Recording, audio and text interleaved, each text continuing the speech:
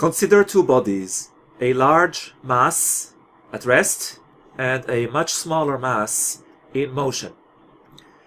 And no other objects or no other forces are interacting on the system, so that the only force present is the force of gravity. If that is the case, we can use energy methods to predict the motion of the smaller mass at all times and use conservation of energy to calculate trajectories in space and in the solar system.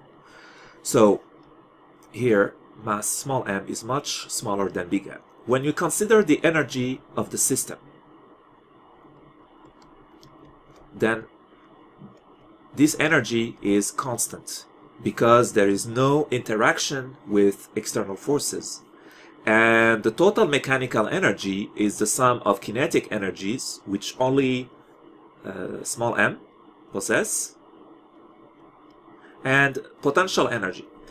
Now, gravitational potential energy for two-point masses is actually different from mgh, which you have learned in mechanics. This is an approximation or a simplification when a mass is moving at a very small distance relative to the radius of the Earth, so that the magnitude of the force remains constant. Remember that this is gm over the radius of the Earth square. As long as r remains constant, this is more or less correct.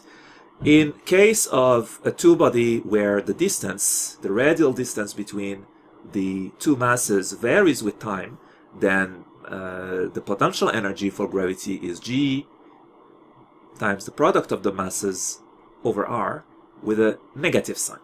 And this negative is important. This negative indicates that there is a force of attraction and that by default the smaller mass is trapped or indebted, energetically speaking, to the system.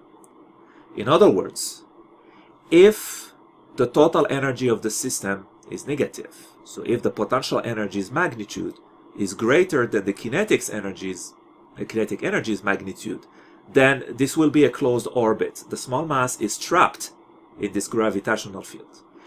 If the kinetic energy is greater than the magnitude of the potential energy, then the total energy is positive, which means that your smaller mass is moving fast enough that it can overcome the gravitational attraction and escape. This would be the case for a parabola.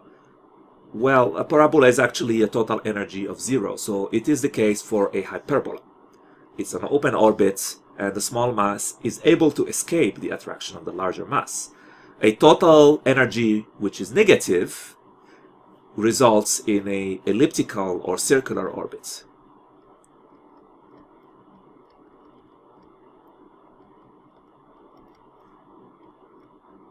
So these are the three possibilities. Hyperbola. You do remember from physics NYC, there was the electric force binding the electron to the proton in the hydrogen atom, and if you do remember your energy levels in hydrogen, they were negative. So you had minus 13.6 eV as your ground state, and zero energy was essentially freedom, was the electron being able to escape the electric attraction to the proton. This is a similar scenario here with gravity.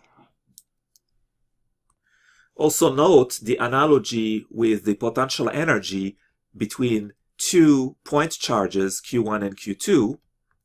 And in this case, when the sign of the charges is opposite, which means that there is attraction, the potential energy is negative. While when the sign is both positive or both negative, then the potential energy is positive, signaling a repulsive force, therefore system that will break apart. So the sign of the potential energy is an indication of the nature of the force. Next, we will be using this conservation of energy equation to derive some useful equations to parameterize the motion of the particle. Another important equation in our toolbox is the areal velocity, which is equal to 1/2 times the radius, so the distance between the two masses in polar coordinates, that's r, and the tangential velocity of the moving object. Or another way to express this is 1/2 r squared times the angular velocity, omega or theta dot. So these are two constant quantities. They are conserved, which means if their values is known at one point in the orbit, they can be used again elsewhere to find the velocity, the components, tangential or total speed, or find the distance. Now, this energy equation can be not simplified, but streamlined if we use a quantity epsilon, which is the energy per unit mass of the moving object. This way, the mass here would vanish. So this is v squared over 2 minus gm over r, and you obtain an energy formula that is independent of the mass of your projectile. So the energy per unit mass is a useful quantity that will be joules per kilogram. Then you would also use another shortcut. Gm appears often. We will use the parameter alpha for this combination of constants. First step is to divide our velocity in terms of its radial component and tangential component. Now, I will ask you to stop the video, and I want you to express the radial and tangential components in terms of our polar coordinates.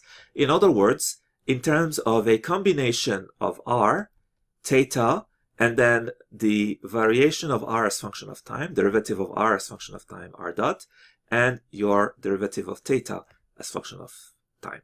So, in terms of one or several of these parameters, express v tangential and v radial. When you are done, unpause the video to see if you are right. So we are back, and the answer is that the radial velocity is simply equal to the rate of change of the radius to the radial distance, and the tangential velocity is equal to the distance multiplied by the angular velocity, r theta dot. Now we'll pause the video again. This time I would like you to replace v squared with its components and expand the v squared, and then rewrite the energy in terms of multiple terms that include r, theta, and their derivatives. So v squared, you have to expand the combination here. So because v squared essentially is v radial plus v tangential squared. Well, I just gave you the answer, didn't I?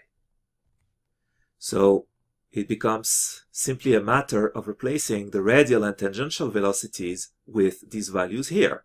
All right, so you do that, and then this is your next step. Find a way to get rid of theta dot by substituting it with a constant quantity. So there is a constant quantity that you know about that is connected to theta dot. So pause the video, figure it out, and rewrite the energy equation. Of course, I was talking about the aerial velocity. Now, to substitute theta dot here. So this is what you should have at this point. And notice that all you have left as a variable is the distance r and the change of the distance as function of time. Everything else is constant. So, now, to make this equation actually useful, we will solve it for a special case, for a special point in the orbit, and this is the turning point. What is the turning point?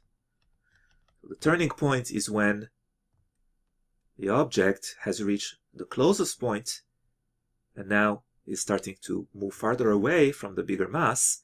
Therefore, this is a point where the velocity is 100% tangential, which means that r dot is equal to, that's right, 0. There is a second point where that happens. It is in the farthest point, the apoapsis. And here also r dot equal 0. You're moving away and then you're approaching. But in between, your radial velocity is 0. It's tangential.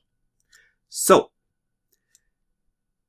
we can solve this equation, this energy equation, for those specific points where the radial velocity is 0. In other words, we make this equal to 0.